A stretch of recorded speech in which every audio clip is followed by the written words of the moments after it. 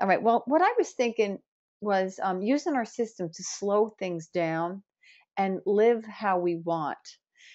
We're kind of, I think it was last week where we talked about like living on default, how life becomes kind of like, in the default mode where we just kind of fall into place. Like when you go onto the computer and you're sending an email, if you don't program it to be a specific font, it's going to be whatever font, either Yahoo or AOL or any of those that we have, any carriers that we have that they chose. And then of course we could change it if we want to, but if we don't, then things are the way they are.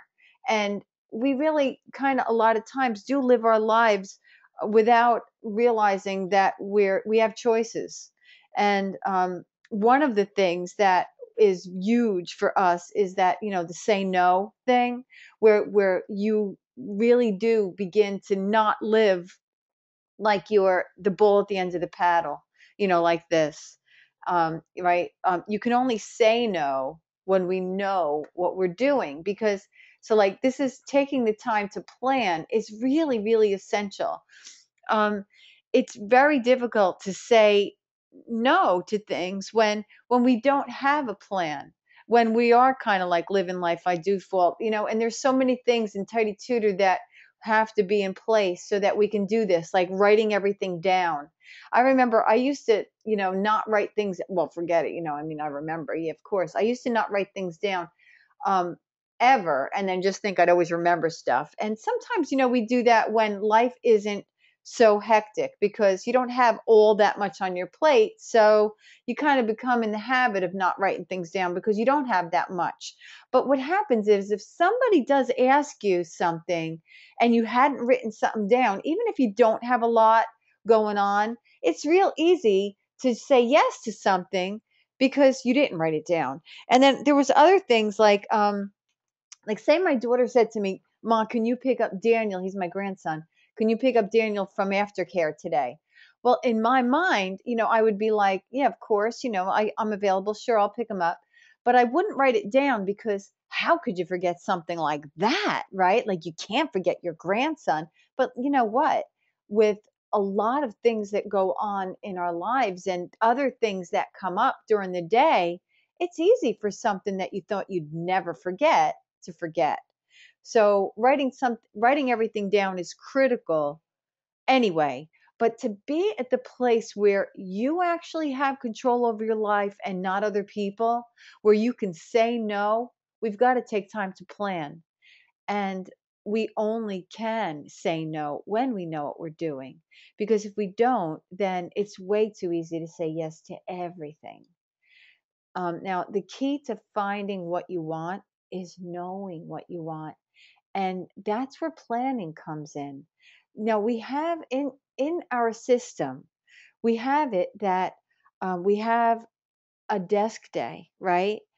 And on that desk day, we really need to be taking the time to look at our entire week. What do we have going on this week? Now, every day you kind of like prepare for tomorrow, like you say, well, what do I have going on tomorrow?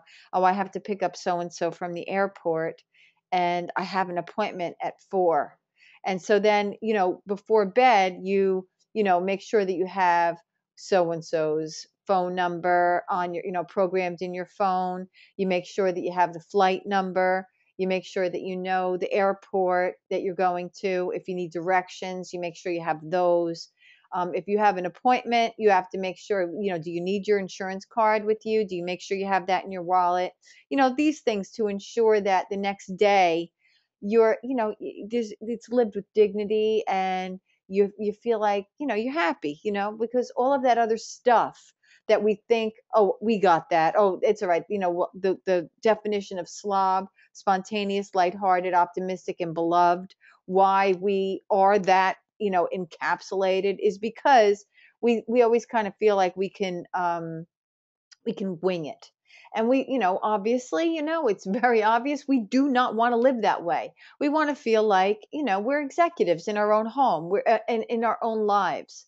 And so having those things where we're preparing for tomorrow and taking the time for that is really important. But also, taking the time on your desk day, maybe, once a week, where you will schedule your week and take a look at your week. And it really helps to be able to step back and say, am I living my life on default, or am I living it on purpose? And it's a great way to you know realize your dreams, to gain control of your life, to be able to say no to things. When I used to have a business, I used to have a scrapbooking business, and I had an upline. It was Creative Memories was the company. I am a Creative Memories snob. I think it's the only scrapbooks that anybody should ever have, and their stuff really is great. But that has nothing to do with this. I haven't been in that business for a long time, but I really loved it. And my upline used to, and this is something that I have done since then, is take at least one day a month where you take time only for you, not at home, where you would go somewhere as if you had a job, where you were you had a meeting, but it was with yourself. And I would either go to a Starbucks. I wonder if I have a slide for this. Let me see. Kind of. All right. The key to finding what you want is knowing what you want. You know what you want by taking the time for you. That's how you know what you want. So, yeah, this is perfect. Um, I would take, I would go to either Starbucks or I'd go to the library, and I would sit down at a table, not the computer, because libraries have computer, which is awesome. But I would go to a table at the library where I would have my date book, have a notebook. I always had a notebook, and I would just do some planning. I would think about what it was that I wanted, what was the goal that I had for that time, and even after I didn't have that business anymore, because like I was also an upline to other people. Like I had people that I helped in their business as well. So I had somebody that helped me, who had people under her, who was me, and then I had people under me. So I had to always I so what I would do is I would go away. I would think about the people that I was responsible for, what kind of goals that we could set, what we could do, for our next month and that kind of thing. Well, when you don't have a business or whatever, you still have a life, and you have dreams that you want to have. You have, a way, a specific plan, a way you want, like a lifestyle you want to live. These things don't happen on accident, they happen on purpose. So, taking the time to get away from the house once a month is really a great thing to do. If you could take and I understand, believe me, please believe me, I do understand how difficult it is sometimes to get away if you have a family, if you have small children. But we all know that it's possible. We all know that it is, and it is important. So figure it out. Whether you have a girlfriend that you could take turns with, or if you have, an ex-husband, or a husband, you're married, or whatever it is, get a babysitter, do something so that you make the priority. We all know that if something happens in life that throws you a curve, we figure it out. Well, this is, but the thing is that we don't have to wait until something is an emergency or something is dramatic before we can take that time for ourselves, because it's important and it's necessary and it's good for you. So, sometimes I think we make provisions for ourselves only when we're behind the eight ball, and that has a lot to do with what we think we deserve. And so there's so many layers to this. Even just saying, well, why can't I get an hour or two away from the house on my own? Why won't I make that happen? If somebody really desperately needed you, if you got a phone call from a dear friend and they were in trouble, beyond the shadow of a doubt that you would find a way to get there. And so I want you to kind of consider yourself the person that's in trouble, except you're not. It's like it's like prevention, preventative medicine. Only realizing how important it is kind of like, makes it more important in your mind to be able to do. So we prepare for tomorrow every day, right? This is what we do. And now, if you don't, I'm asking you to start. All right. It is, and I want you to really think about it as me time, all right? As time for you. It's not an option. Just like sun is not an option for a plant. If you don't want to live your life on default, this has to happen. And unfortunately, even though it seems like, oh my God, lady, you're beating a dead horse here, somehow when it comes to things, especially for our nature and for how, depending on how long you've been in this system, it could be a long time, whereas it's more common for you now where your comfort zone is taking time for you and taking time for this. But if you're not, haven't been doing this for very long, then it feels almost wrong. It feels almost wrong to take that time aside just to plan.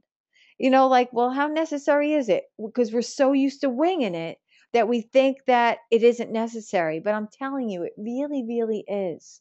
And it ensures that we use this system like in a way that it's not just so that we know where our keys are and that we can find our shoes and that there's nobody going to be pissed off at us in front of the house waiting for us because we don't have because we're too late. We waited too long to get the things together that we needed to. It isn't really all about that. After you do this for a while, you realize that it's more about happy than anything else. So let's see, I think I just had this, didn't I? How come that happened? I'm going backwards. All right, let's see. How do you go forward? All right. There, the next one. Okay. So the me time stuff, even though it seems like, well, how is that really me time? Because I'm planning my day and my week, and it's almost for everybody else. Because a lot of times it is, especially if you have a family and you're not alone and you have to consider so many other people, it may feel like it's not me time, but the amount of time that this gives you in your life to make sure that you really do take this part of the system seriously, where you're preparing for tomorrow today, where you're taking a desk every desk day. Now, if you have 2 desk days a week, you only need to do it once during that week. If you have more than 2 desk days a week, you really only need to do it once. But where you look at your calendar and you prepare for the week, you're looking at your entire week because so many times things can be avoided and you can just feel like you're in control. I think that feeling like you're in control has so much to do with happiness. I know that you've heard about me talking about how I was on automatic pilot with the system after being on it for about 5 years.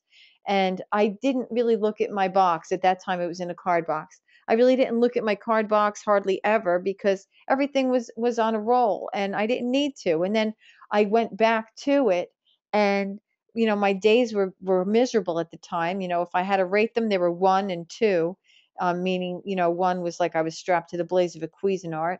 And then before you know it, there were 8 and 9 when I started doing the box again.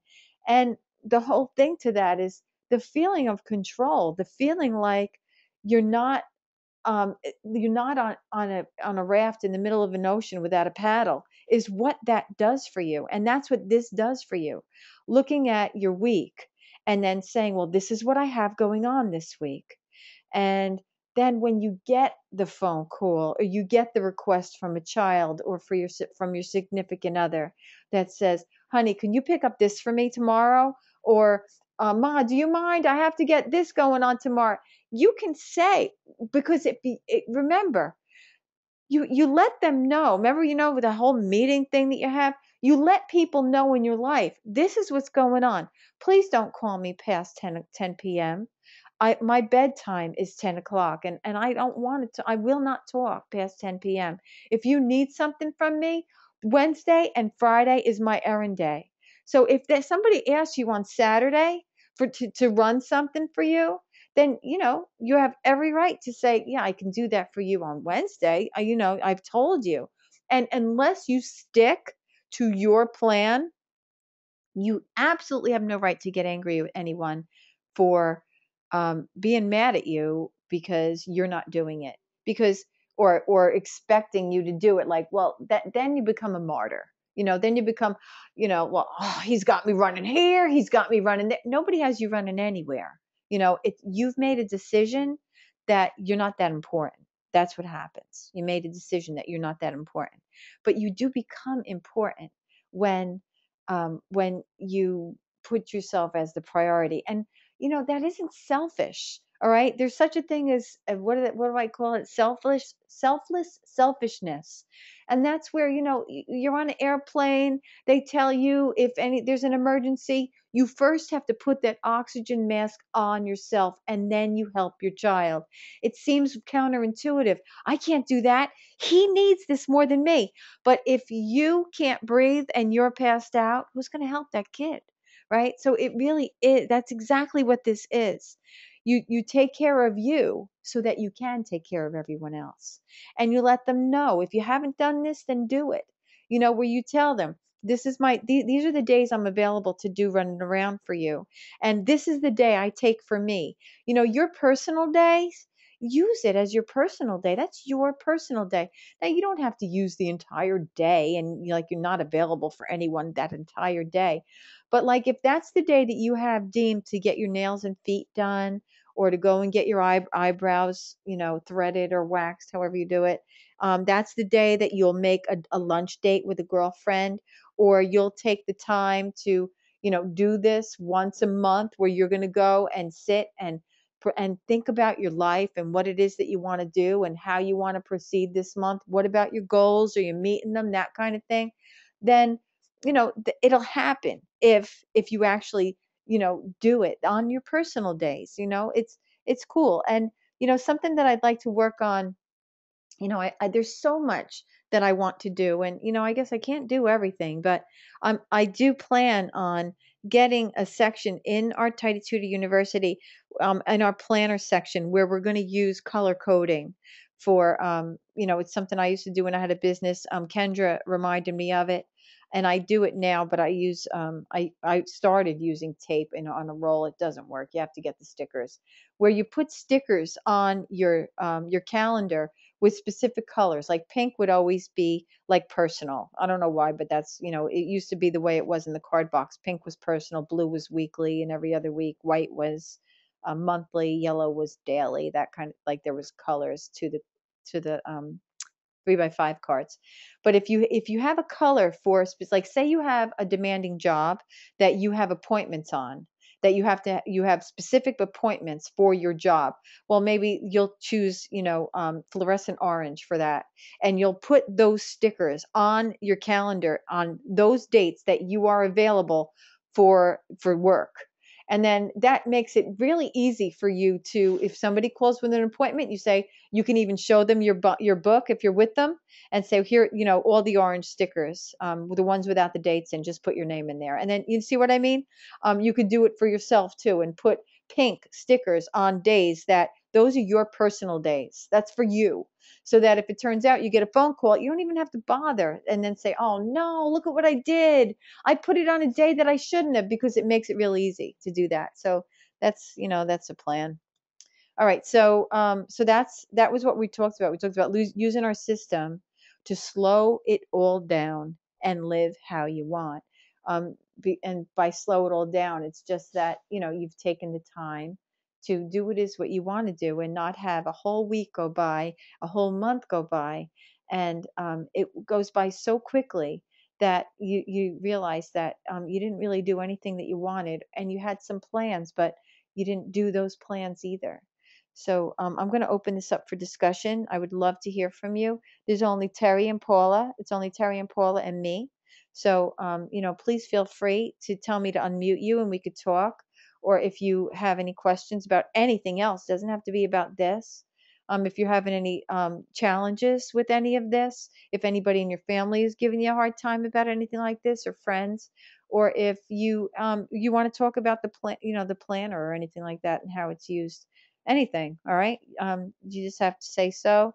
All right, Terry. Do you want me to unmute you, Tara? Let me look at your question. Um, all right, I'll read it, and then you could type in again. Yeah, unmute me if you want to. Okay. All right. Terry said it's been interesting being recently retired. I worked 43 years, and my life was so busy. I am enjoying what I want to do, but it's tough to get going. You can unmute. Oh, you can unmute me, but I don't know if you'll be able to hear me. Okay. Do I need to call in? On the computer speakers. No, no. I like listening to you. To you, Smile. You seem to always know what I need to hear. Don't you think? I think that's just God, not anything else. It is the way the universe works, isn't it? Sometimes. All right, I'm going to unmute you, and then we'll see what happens. No, if you're on the phone, I don't think I can hear you. And the only time I can't hear somebody on the computer is if, sometimes people need a headset. Sometimes the speakers on the computer isn't right. So can you hear me? I mean, I know you can hear me. Can you say something? Well, if you're speaking, Tara, I can't hear you. So you probably would have to put in, like sometimes what'll work is just one of those things that you put on your phone when you're driving that has a mouthpiece thing. That will often work on the computer. But no, I can't hear you. Um, it says no mic detected. Sorry. Oh, it's okay.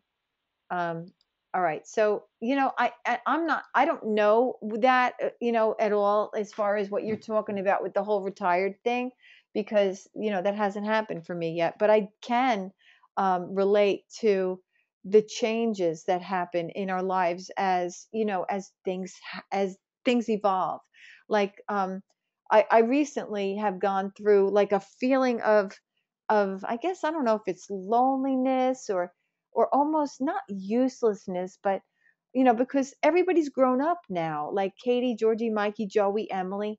Emily's 19. She's going to be holy crow 20. The only great thing about her is that she's so little still in her little mind, and we're so alike, and we get along so well that we're always laughing, and she's home quite a bit. So, but there was then she goes through some times where she's never here.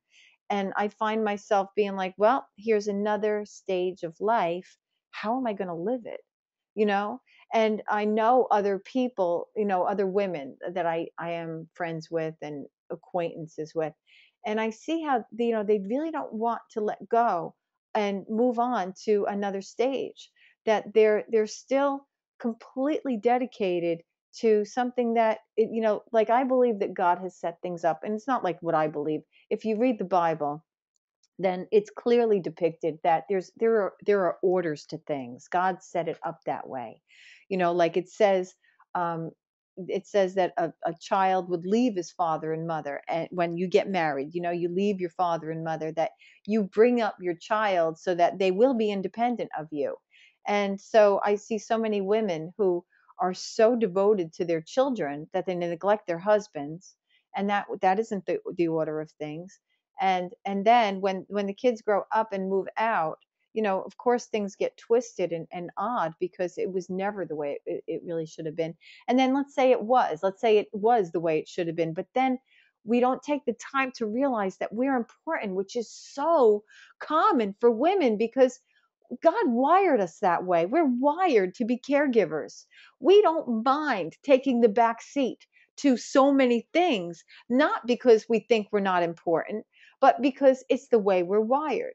And and I really do sincerely believe that we need to take care of ourselves before we take care of other people, so that we don't lose who we are, but that's a whole nother conversation, isn't it?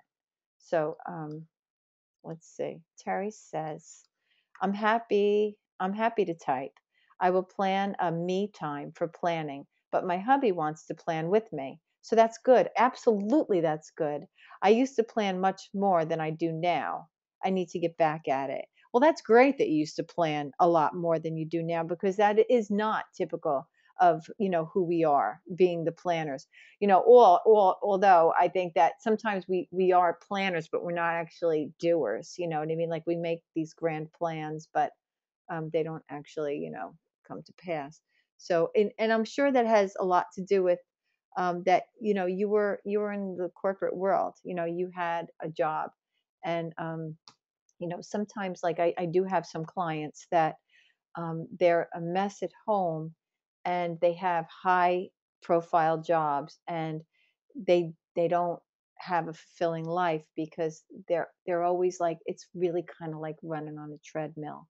But then there's other people that, because they have such demanding jobs outside the house, that they do the planning like you're talking about. Because I think we all have these personalities that that, like, all right, so I'm going to do the Jesus thing, okay? Like, this is that, you could please take what you want and leave the rest, okay? Like, Jesus has everything, and we only have a portion. So, I go to him and I say, well, I don't have this, but you do. So, fill me up with what you've got, because I don't have that part of me. But, it says you get not because you ask not. And sometimes I think it's just that simple, you know, just, and to, like I say all the time, ask the right question. What do you need? And being women as we are, and I hate to do this because I know I have men on my call too. But for one thing, I'm not a man, so there's things about you that I can't relate to. And then for another thing, like, let's just face it, the way our society is. I mean, at least here in the United States, there is a order to things that may not even be what is right, but it is what it is. It's cultural. We take care of certain things, you take care of certain things. People look at us for some things and look at you for other things. It's just the way it is. So, I don't even remember. I forgot what I was talking about and why I went there, so I can't even go on with it. But okay, let's see. Terry said, that was me, LOL. I was so organized at work and not so much at home. Now I'm making up for it. Oh, yeah, yeah, yeah. There's a woman who is an editor of, she's a lovely woman. And she said that no one would ever believe that she's, like, so disorganized. I hate that word. um, she's so organizationally challenged. They would never believe it because, like, she's a somebody. Not that we're all not a somebody, but you know what I mean. Um, for people to see sometimes what we are behind our front door and what we are at home, I mean, at work, is so different. But that's only because there is, at work, there's a system in place. And you have somebody, like, on top of you. You have somebody to report to, so that's why so many of us are like freaking Gestapo at work, where nothing gets past us. And then at home, we're like, almost blithering idiots because we lack that administrative side. And at work, there is the administrative side in place. There's deadlines, there's procedures, there's systems in place. And at home, there isn't, unless you make them. And part of what I think we have going on with us that's so wonderful is we have that, like, almost like that boss, except it's not a boss, it's each other, where we know, well, this is, I said I was going to do this, and I'm going to report back. And so when we have that little something that says, do it later, we don't want to do it later. We don't want to let anybody down. And also, we want to pull through with what we said because we put ourselves out there. So when we're on our Facebook group and we say, all right, this is my goal for today, it gives us that work environment almost that made us successful, in that area. So there's that. All right. Anything else? Hey, Tim, how you doing? Um, all right. If there's anything that you'd like to discuss or talk about or say or whatever, any challenges that you are having about anything, then let's do it. It is 12:46, so we talked for half an hour, which is great. That's my goal. My goal. I mean, unless it's like, like a webinar for our chat meetings and stuff, I really like to keep it to 30 minutes so that everybody kind of knows what to expect. We're respectful of everybody's time, and especially if we're doing it at lunchtime, we could have that 30 minutes to chill. All right. Okay, so I'll close out now, and I will get this up on our Coffee Talk page for everybody that hasn't seen it. if anybody has anything to say, otherwise, I'm going to say enjoy the rest of your day. It's beautiful here in New Jersey. All right. All right. Take care. Love you guys.